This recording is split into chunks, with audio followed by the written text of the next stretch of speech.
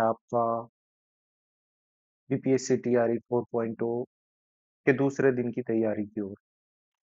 तो चलते हैं, आज का सब्जेक्ट है कंप्यूटर आर्किटेक्चर। तो स्टार्ट करते हैं पहला सवाल की ओर।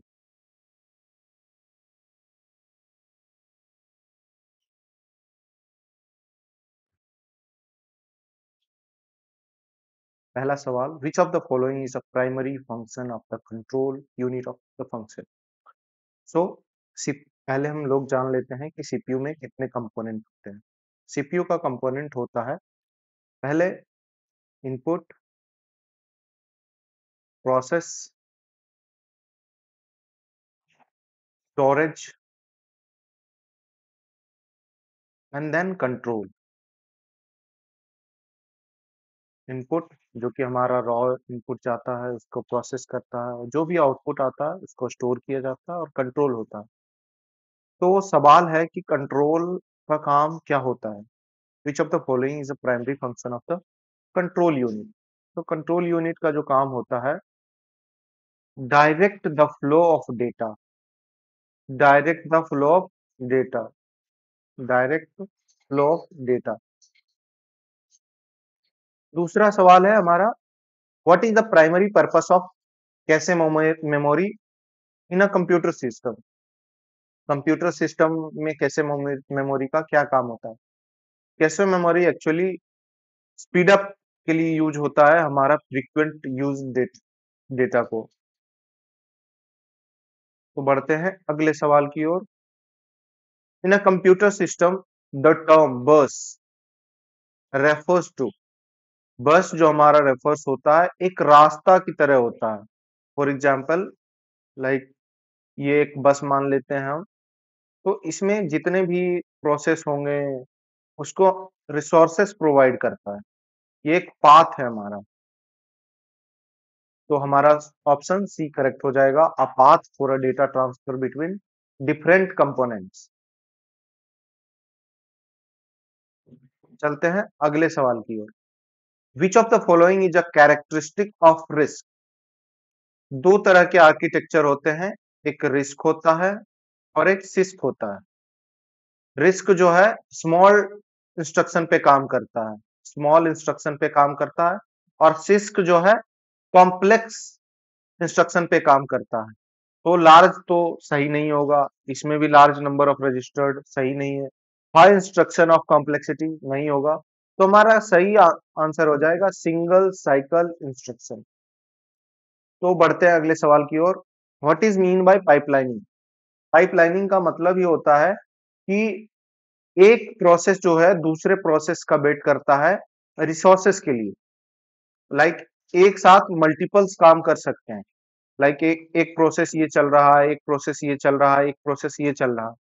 तो इसमें ये होता है कि इसको जरूरत पड़ने से पहले ये अपना काम समाप्त करे और वो डेटा इनको दे, और फिर ये काम करेगा। सेम ऐसा ही काम करता है। तो ये overlap execution of multiple instruction, overlap execution of multiple instruction हो जाएगा। अगला सवाल की ओर बढ़ते हैं। अगला सवाल है, which of the following components is responsible for sorting the result of computation in CPU. Store करने का काम किसका होता है। एलयू जो कि हमारा ऑपरेशन परफॉर्म करता है। एलयू क्या करता है, हमारा ऑपरेशन परफॉर्म करता है। कैशे मेमोरी का क्या करता है, अभी तुरंत बताए थे, फ्रीक्वेंट यूज डेटा को यूज करता है। रजिस्टर डेटा स्टोर करने के लिए काम आता है। रजिस्टर क्या काम आता है, डेटा स्टोर करने का काम आता है। कंट्रोल यूनिट तो डेटा फ्लो को कंट्रोल करता है। 7 नंबर सवाल है, what is does DMA stands for in context of input output operation. Input output operation में है तो इसका तो ये मेमोरी एलोकेशन में आ जाएगा, ये डेटा मेमोरी में आ जाएगा, और ये मॉड्यूल एक्सेस में आ जाएगा। लेकिन हमारा आंसर सही हो जाएगा डायरेक्ट मेमोरी एक्सेस। क्या आंसर हो जाएगा, डायरेक्ट मेमोरी एक्सेस।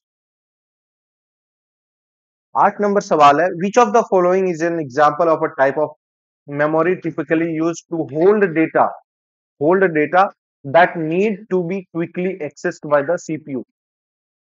सेम सवाल रिपीट हो गया है, थोड़ा अलग तरीके से रिपीट हो गया है, क्योंकि सेम बात पूछ रहा है कि अभी जो फ्रीक्वेंट डेटा है उसको क्विकली एक्सेस करने के लिए किसका यूज किया जाता है।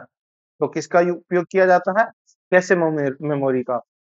Which of the following is not advantages of using cache memory in a computer system. Cache memory in computer system, which of the following is not an advantages. तो faster access के लिए होता है, तो ये हमारा सही आंसर नहीं है। Reduce the CPU processing time, ये भी करता है। Increase the cost and complexity, ये भी होता है। डिक्रीज ओवरऑल मेमोरी साइज, ये गलत है। तो हमारा सही आंसर क्या हो जाएगा, आप ये ध्यान रखिएगा कि क्वेश्चन हमारा निगेटिव है, तो जो गलत रहेगा वही सही होगा। Which type of memory is faster but more expensive as per unit capacity. Capacity के हिसाब से कौन सा महंगा है और फास्ट होता है। तो सबसे फास्ट हमारा यहाँ हो जाएगा कैशे मेमोरी। क्या हो जाएगा, कैशे मेमोरी। बढ़ते हैं अगले सवाल की ओर। Which of the following is the type of memory that store data permanently but not directly accessible by CPU. तो इसमें ये भी करता है, लेकिन इसमें होता है कि डायरेक्टली एक्सेसिबल नहीं किया जा सकता है, डायरेक्ट एक्सेस नहीं किया जा सकता है। तो ये सीपीयू से जुड़ा रहता है। हमारा आंसर हो जाएगा H D D and S D D. क्या हो जाएगा हमारा answer, H D D and S D D.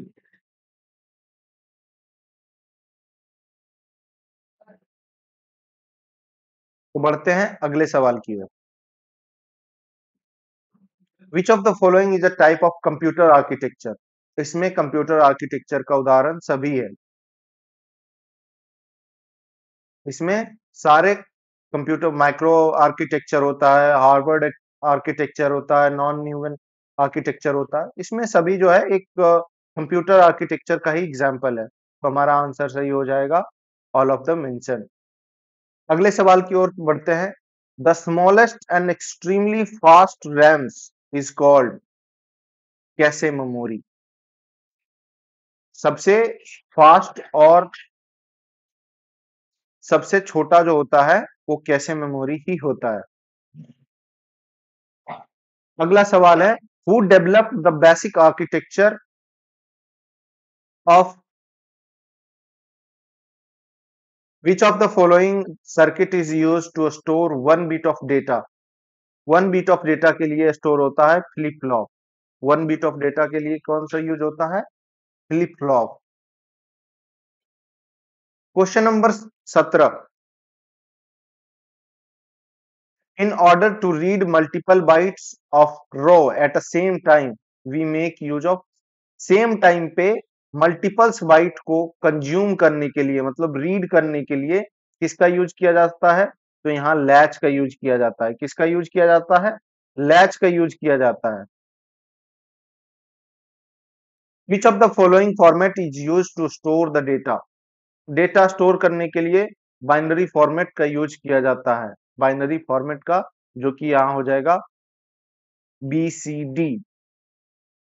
Which of the following is a combinational logic circuit? Send data from single source to two more separate destination। तो इसमें multiplexer का मतलब होता है मल्टीपल इनपुट्स लेता है और एक आउटपुट बनाता है, लेकिन यहां कह रहा है सिंगल सोर्स डेटा जाता है, सेंस सिंगल सोर्स डेटा जाता है और मल्टीपल्स इनपुट आउटपुट आते हैं, मल्टीपल्स आउटपुट आते हैं सेपरेट डेस्टिनेशन। तो हमारा आंसर हो जाएगा डी मल्टीप्लेक्सर। क्या हो जाएगा, डी मल्टीप्लेक्सर। चलते हैं आखिरी सवाल की ओर। Which of the following is correct about memory and storage. तो दोस्तों पता होगा आपको, मेमोरी जो होता है हमारा टेम्पररी होता है, मेमोरी हमारा टेम्पररी होता है, लेकिन स्टोरेज हमारा परमानेंट होता है। इस बात का ध्यान रखिएगा कि मेमोरी हमारा टेम्पररी होता है और स्टोरेज हमारा परमानेंट होता है। सो हमारा करेक्ट आंसर हो जाएगा बी। मिलते हैं दोस्तों अगले वीडियो में। पढ़ते रहिए, सीखते रहिए। धन्यवाद। सब्सक्राइब, लाइक और शेयर करते रहिए।